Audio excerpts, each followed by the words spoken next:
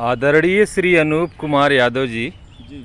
आज का विषय बंगाल चुनाव को लेकर है। हाँ, हाँ। हमारे माननीय प्रधानमंत्री श्री नरेंद्र मोदी जी ने वक्तव्य दिया है कि अब की बार बंगाल में अवश्य परिवर्तन होगा। यानी वो क्या परिवर्तन, गुजरात मॉडल वहाँ लाना चाहते हैं या बंगाल में बंगाल मॉडल ही लाना चाहते हैं या हर जगह गुजरात, कैसा उनका क्या कहने का क्या आशय है। और केवल वो चुनाव में ही पिछले विगत 5-6 वर्षों से बहुत सक्रिय हैं और बहुत सारे वादे हालांकि उन्होंने 2014 में किए थे। क्या वो सारे वादे पूरे हो चुके हैं अभी तक या कुछ बाकी हैं, या कुछ हो चुके हैं कुछ होने बाकी हैं, या सारे हो चुके हैं।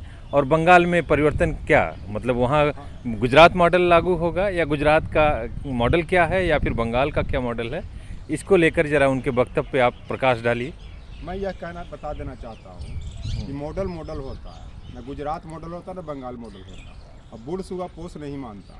मोदी जी धीरे धीरे प्रधानमंत्री जी 80 साल की उम्र पहुँचने जा रहे हैं पड़ाव पे, और परिवर्तन कह रहे हैं। परिवर्तन का मतलब परिवर्तन प्रकृति का नियम, ठीक ना। जैसे मान लिया जाए कि सुबह हो रहा है तो शाम हो रहा है, दोपहर हो रहा है, रात हो रहा है, ये निश्चित है। लेकिन इनका जो परिवर्तन आर्टिफिशियल बनाया, ये चलते ये कहना कि परिवर्तन होगा ये मुझे मुश्किल नहीं लग रहा है। हाँ, बंगाल में परिवर्तन हो चाहे नहीं हो, लेकिन देश में परिवर्तन जरूर हो जाएगा। 2024 वाला जो इलेक्शन आएगा उसके कारण मैं बता दे रहा हूँ कि बंगाल में जो है 30% तो मुस्लिम का पॉपुलेशन है। उसके बाद फिर जो दलित वर्ग है उनका भी 5-7% इनको ममता बनर्जी को मिलेगा। फिर उसके बाद ब्राह्मण वोट है वो भी इनको मिलेगा, क्योंकि जब ब्राह्मण हित की बात या किसी जाति की हित की बात आती है तो लोग सब भूल करके अपने जाति पर फोकस कर जाते हैं। इस कारण मुझे लगता है कि यहाँ पे इनका गवर्नमेंट नहीं बनेगा, ममता बनर्जी को ही कहीं बनेगा। और एक चीज़ और मैं बताता हूँ कि जिसे समय के साथ उम्र, जवानी, सुंदरता, तानाशाही सब ढल जाता है, उसी तरह से प्रधानमंत्री जी का भी समय के साथ उम्र भी, तानाशाही भी, सुंदरता भी सब ढलते जा रहा है। और मैं इसमें बता देता हूँ कि बंगाल में परिवर्तन यह हो रहा है कि ममता बनर्जी जी 5 रुपये में सबको पौष्टिक खाना दिला रहे हैं। जो सामने चीज़ जो आता है वो भूलता नहीं है। जैसे अरविंद केजरीवाल जी ने दिल्ली में यहाँ पे महिलाओं के लिए बस फ्री किया, बिजली में सब्सिडी दिया, तो परिवर्तन इसको कहते हैं कि जो ग्रास रूट लेवल पर परिवर्तन है। और जो आदमी सामने खाना खा रहा है 5 रुपया में, जिसको खाना नहीं मिलता है और पौष्टिक भोजन मिल रहा है, वो कैसे उम्मीद कर रहे हैं कि वोट देकर के मोदी जी को परिवर्तन कर देंगे।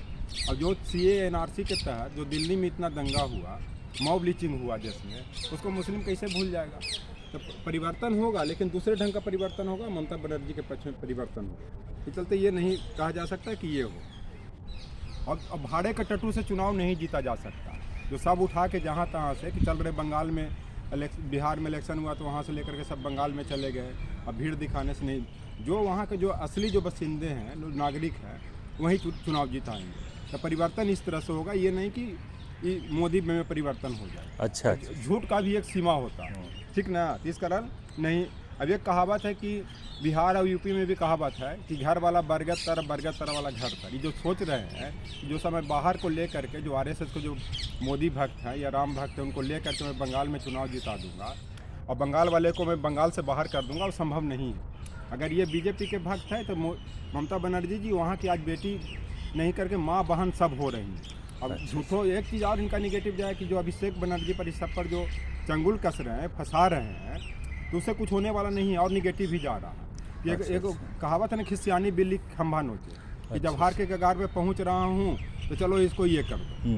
हाँ, तो यानी ये परिवर्तन जो ये मोदी जी कहते हैं बार बार, तो अभी कुछ लोग याद दिला रहे हैं सोशल मीडिया के माध्यम से कि मोदी जी ने ये भी बोला था कि हवाई चप्पल पहनने वाला हवाई जहाज़ की यात्रा करेगा।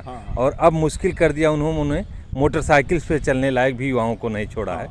तो यही तो परिवर्तन है, यही परिवर्तन, इसी तरह का परिवर्तन। पेट्रोल 100 रुपया हो जाए। अब दिशा रवि ने कुछ बोली तो देशद्रोह का केस लगा दो, और अभी यही तो परिवर्तन है। कोर्ट भी तो देख रही है, लेकिन इससे डरने की जरूरत नहीं है। कोई कुछ बोल रहा है, किसान आंदोलन में किसान पर यही है कि 90 रुपये डीजल कर दो, यही तो परिवर्तन है। फिर जो खाद्यान्न 20 रुपये मिल रहा है, कृषि बिल पर 150-200 रुपये किलो से कम चावल नहीं मिलेगा, यही परिवर्तन है। अच्छा, उनके परिवर्तन का मतलब होता है जो वो कहते महंगाई बढ़ने नहीं देंगे, यानी महंगाई जो कहते नहीं बढ़ने देंगे वही बढ़ जाता है, यही मतलब। हाँ, नहीं ये भी परिवर्तन है कि विवाह करो, किसी स्त्री से मजा लो, छोड़ दो, यही परिवर्तन है। परिवर्तन तो ये सभी है, परिवर्तन तो ये सब परिवार है।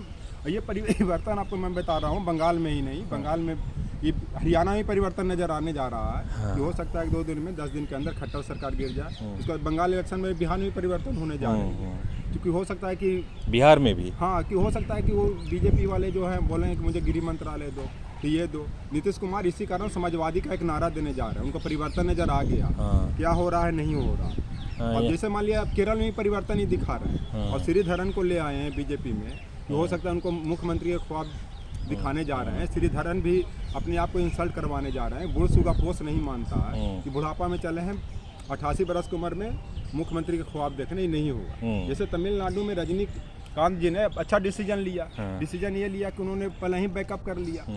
तब इनको राज्यसभा में हो सकता है कि लोग दें कि आपको राज्यसभा में दे तो बीजेपी को प्रत्यक्ष रूप से ये कीजिए, हेल्प कीजिए, यही सब परिवर्तन है। तो मैं यही बताना चाहता हूँ आपको कि बंगाल में जो है अभी जैसे मैंने जो सब टीएमसी से भाग रहे हैं, तो आप समझ सकते हैं कि टीएमसी से भाग रहे हैं, तो वो हो सकता है कि सब टीएमसी वाले फिर बीजेपी से बीजेपी में टीएमसी में आ जाए। यही परिवर्तन है, और मैं यही कहना चाहता हूँ। अच्छा, बहुत बढ़िया। तो यानी इनका जो परिवर्तन है, जो कभी कहते थे महंगाई बढ़ने नहीं देंगे, वो बढ़ रही है। 2 करोड़ हर साल रोजगार देने की बात कर रहे हैं। लोग बता रहे हैं लॉकडाउन में 15 करोड़ लोग बेरोजगार हो गए, उससे पहले भी बेरोजगार हुए नोटबंदी में।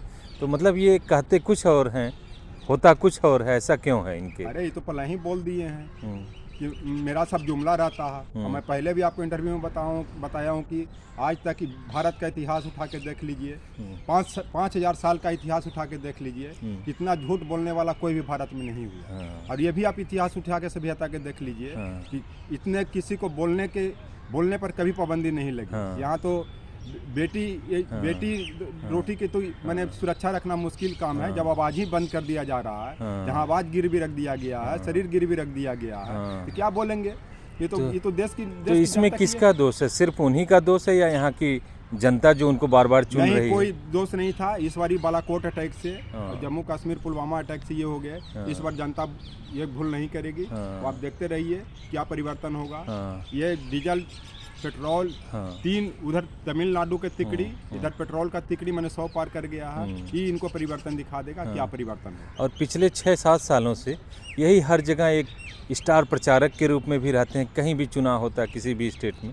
ऐसा इसमें आप कैसे देखते हैं, इस चीज़ को कैसे? एक कहावत है कि खेत खाई गधा मार पिटाई जोल, ठीक ना? आरएसएस मोहन भागवत जी सब अपने सामने नहीं लेते। खेत तो वो लोग मजा मार रहे हैं बीजेपी के गवर्नमेंट में। मार पिटा रहे हैं कौन?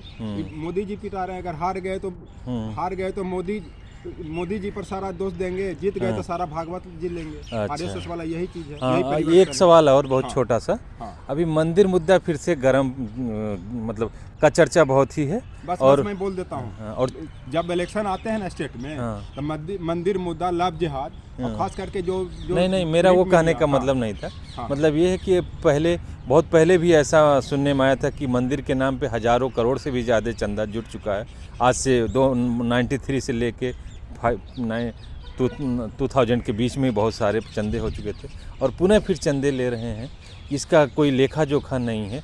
और इनके चंदे के पीछे क्या है? जैसे मोदी जी खुद ही बोलते हैं कि ये लोग आंदोलनजीवी हैं, तो क्या ये लोग चंदा जीवी नहीं है, या इससे कुछ क्या चंदा के बारे में आप क्या? मैं यह बोल देता हूँ आपको कि चंदा जीवी नहीं हो सकता है, आंदोलन जीवी नहीं हो सकता, कि सरकार जीवी हो सकता है। अभी चंदा जो है पार्टी को मजबूत करने की बात होती है, आरएसएस को मजबूत करने की बात होती है। इसी पर एक कहावत भी है कि क्या तो मैं भूल रहा हूँ, कोई बात कि पढ़े लिखे की आरसी, एक कहावत है, हाथ कंगन की आरसी का, पढ़े लिखे की फारसी का। ये सब जो सिखाएं वो पढ़े लिखों के मत सिखाएं कि फारसी क्या होता है, सब समझ में आ रहा है। चंदा के नाम पर क्या हो रहा है, नहीं हो रहा है। चंदे के नाम पर इन लोगों ने अपने पार्टी को मजबूत कर लिया, और इस तरह से ये चल रहा है। कुछ लोग तो ये भी कह रहे हैं इस चंदे के आड़ में लोग अपना प्रचार भी अनावश्यक धर्म को लेकर प्रचार भी। मैं तो पहले ही बोल दिया ना कि जैसे जैसे इलेक्शन आएगा ना, लव जिहाद, मंदिर मुद्दा, ये सब बहुत ही। चलिए, बहुत बहुत धन्यवाद अनूप यादव जी। Thank you.